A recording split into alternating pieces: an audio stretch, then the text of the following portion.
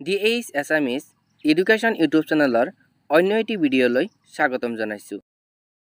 বহুতো ছাত্ৰ ছাত্ৰীয়ে সুধি আছে যে বড়োলেণ্ড ইউনিভাৰ্চিটিৰ অধীনত যোৱা ৩ আগষ্ট তাৰিখে অনুষ্ঠিত হোৱা BEd এন্ট্ৰেন্সৰ ফলাফল কেতিয়া ঘোষণা কৰা হ'ব।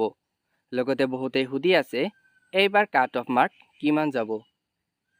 লগতে কাউন্সেলিং কোনে কোনে কৰিব পাৰিব, কাউন্সেলিঙৰ বাবে কি কি ডকুমেণ্টছৰ প্ৰয়োজন হ'ব আদিৰ বিষয়ে। সো আজিৰ এই ভিডিঅ'টিৰ যোগেদি মই আপোনালোকলৈ প্ৰতিটো প্ৰশ্নৰ উত্তৰ লৈ আহিছোঁ। তাৰ বাবে ভিডিঅ'টো স্কিপ নকৰাকৈ শেষলৈকে চাব। লগতে চেনেলটোলৈ নতুন আহিলে এনেধৰণৰ ইনফৰ্মেটিভ ভিডিঅ' পাই থাকিবলৈ ছাবস্ক্ৰাইব কৰিবলৈ নাপাহৰিব। প্ৰথমটো প্ৰশ্নই হৈছে ৰিজাল্ট কেতিয়া দিব। ৰিজাল্ট কেতিয়া দিব সেই সম্পৰ্কে জানিবলৈ হ'লে প্ৰথমতে আমি বড়োলেণ্ড ইউনিভাৰ্চিটিৰ অফিচিয়েল ৱেবছাইটটো চেক কৰিব লাগিব।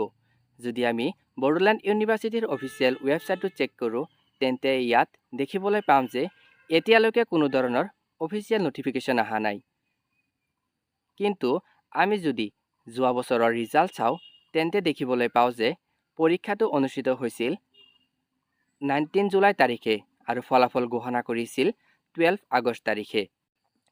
সেয়ে আমি ইয়াৰ পৰা অনুমান কৰিব পাৰি যে 2025 বৰ্ষৰ BEd এন্ট্ৰেন্সৰ ফলাফল অহা 20 আগষ্টৰ পৰা 25 আগষ্টৰ ভিতৰত ঘোষণা কৰাৰ পূৰ্ণ সম্ভাৱনা আছে। লগতে বহুতে সুধি আছে যে কাট অফ মাৰ্ক কিমান যাব। সাধাৰণতে বড়োলেণ্ড ইউনিভাৰ্চিটিয়ে যি মেৰিট লিষ্ট প্ৰকাশ কৰে তাত কোৱালিফাই কৰা অৰ্থাৎ যিসকল ছাত্ৰ ছাত্ৰীয়ে কাউন্সেলিং কৰিব পাৰিব সেইসকল ছাত্ৰ ছাত্ৰীৰ নামহে প্ৰকাশ কৰে। যদি যোৱাবাৰৰ আমি মেৰিট লিষ্টটো চাওঁ তেন্তে দেখিবলৈ পাওঁ যে একদম লাষ্ট আছিল 46। কিন্তু এই বছৰৰ পৰীক্ষাৰ পেটাৰ্ণ বহুত হাৰ্ড আহিছিল, অৰ্থাৎ বড়োলেণ্ড ইউনিভাৰ্চিটিয়ে কোনো ধৰণৰ চিলেবাছ ফ্ল' কৰা নাই আৰু মেক্সিমাম ষ্টুডেণ্টৰে এক্সাম বেয়া হৈছিল। তাৰ পৰা আমি অনুমান কৰিব পাৰি যে এইবাৰৰ কাট অফ কম যাব। বহুতে সুধি আছে কাউন্সেলিং অনলাইন হ'ব নে অফলাইন হ'ব। কাউন্সেলিংটো অফলাইন হ'ব।